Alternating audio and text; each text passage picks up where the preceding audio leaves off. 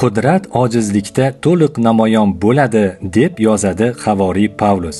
Havoriy Xudo uning badaniga nish, ya'ni azob keltiradigan bir narsa berganini ochiq tan oladi. U aynan nima bo'lganini bilmaymiz. Ammo Pavlus 3 marta Xudodan uni bu darddan xalos etishini so'raganini bilamiz. Xudo 3 marta uning so'rovini rad etib, "Mening inoyatim senga yetarli" degan.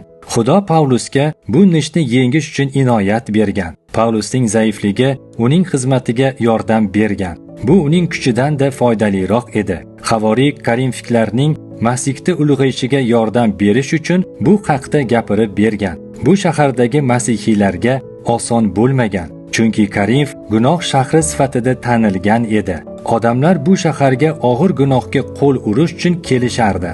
Hatto jamoat ham gunohga yengil-yelpi qarardi. Xudo sizga hech rad javobi berganmi?